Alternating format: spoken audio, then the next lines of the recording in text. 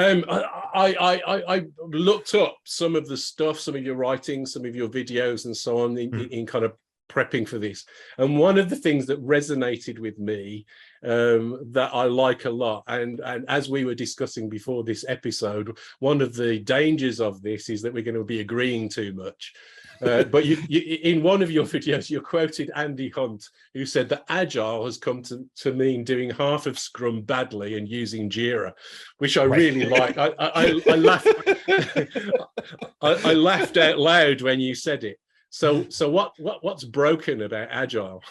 What's broken? What's not broken about Agile is probably the better question. You know, I still use the word. Unlike some of the people that I know that are kind of high-end Agile people, including Andy, right, is that who signed the Agile Manifesto, they're avoiding the word entirely. Is that it's turned into such a steaming pile of garbage that nobody wants to touch it, including the people that invented it. Yeah. So that's a problem, you know. And I'm still using it because, well, I work as a consultant and I have to use the word or else nobody will hire me. But the thing that I do has essentially nothing to do with what people think of as Agile anymore. Yeah, you know. And I don't know how many times like on Twitter or some platform like that, I'll see somebody saying, "I hate Agile. It's awful.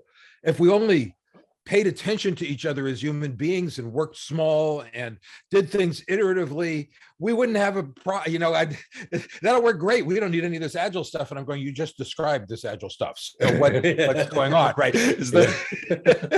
So, you know, people have come to, basically, as Andy says, it's half of Scrum badly in Jira, is that it's turned into tools and bad processes and all this other stuff. I tweeted the other day, I was probably being a little bit too sarcastic, but I said, you know, I really have nothing against Scrum at all. Scrum is just fine. If we all we have to do is get rid of the sprint and the Scrum Master and the product owner and the backlog and the sprint review and the notions of accountability and the notions of commitment and the certificates. And I have nothing against Scrum at all.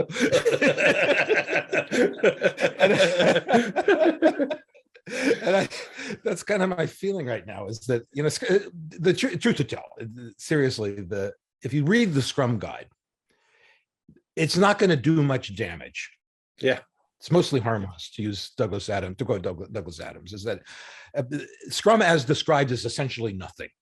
Right, it's a lightweight wrapper and a few ridiculous meetings that you're supposed to go to, and okay, fine. If you really want to do that, I don't care. It's all the stuff that people have added to it over the years that has made it awful, right? Yeah. And my main issue with it is that it's so lightweight that you can just get rid of it. Is that, you know, XP works fine without Scrum. In fact, Scrum was originally invented or pushed in the original book. If you go get Schwaber and Beadle's original book on Scrum. On the cover of the book, it says Scrum is basically a wrapper that you can put around extreme programming in order to make it more palatable for management. Yeah. And that's all that Scrum was when it started out. And if you look at it that way, well, fine. But the point is that Scrum, XP without Scrum works fine, and Scrum without XP doesn't work at all. So what are we doing? You know, why bother? And I don't know. It's a source of frustration for me, obviously, and of course, don't get me started on safe. Talk about an abomination. I quite like Martin Fowler's description of safe, shitty Agile for enterprises. Yeah, exactly. Yeah, but I gather from the way that you talk. Obviously, I agree.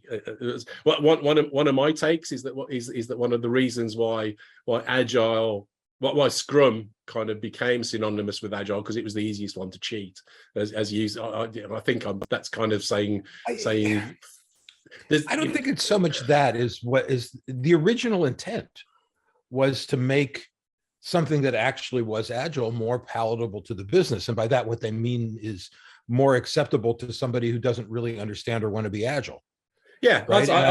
That's why it exists. That's the very reason for it to exist. So. Of course, people are going to then run with it, because there's then a focus on something that you do around Agile rather than being Agile itself. Yeah.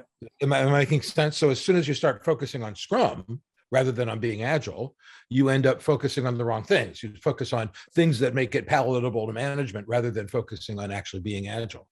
Yeah. Right? Yeah. It's built in. It's part of the, it's just, you can't do Scrum without that. It's built in. And and there's a bunch of stuff in Scrum now, which is, in my cynical mind, I'm going, this is just pandering to large corporate clients in order to sell more certificates. Yeah. Things like the notions of accountability and commitment. That's just appalling to me. I hate it. Right? It's quoting Bob Marshall, right, is that he thinks of this as the language of violence. And Yes. I kind of agree with that, right? It's, accountability is you do what I say, and I'm going to hold you accountable for that. And that stuff was deliberately removed from Scrum for years, and now they put it back. And that's kind of appalling. Why did they do that? And all I can think of is, well, we need to sell more certificates, and our big corporate clients are really big on accountability. So back it goes into the Scrum Guide.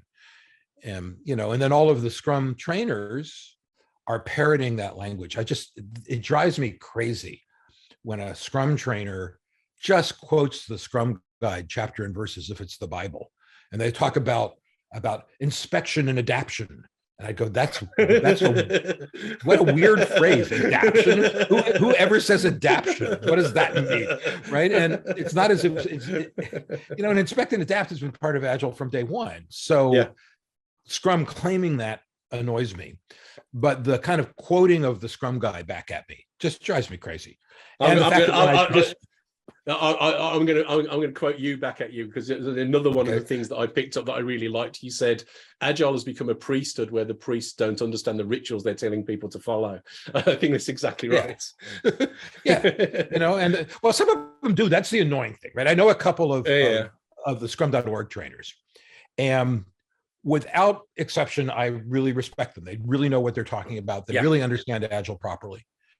But they still fall back onto this chapter and verse thumping, Scrum Guide thumping, almost biblical approach to it. And it frustrates me that somebody who's basically good would then do that, because that's what Ken Schwaber is requiring, right? They have to use his material, and they present the stuff that he tells them to present. And how agile is that, to just mimic something that somebody else gives you? And I almost wish that all of these people would just disassociate themselves from the Scrum organizations that they're associated with. But they don't do that because it's a business decision. And in other words, they're saying there's a huge market for people doing Scrum training, so I'm going to position myself as a Scrum trainer. And that I don't have any, I can't find any fault in that. There's nothing wrong with that at all, right? Everybody's got to make a living, and if they're going to position themselves as Scrum trainers, that's fine. But I still find it frustrating, because it's kind of pushing. Well, when you have good people who know what they're doing, pushing something that I think of as not good, it's sort of driving the industry in a direction that I wish it was not driving it.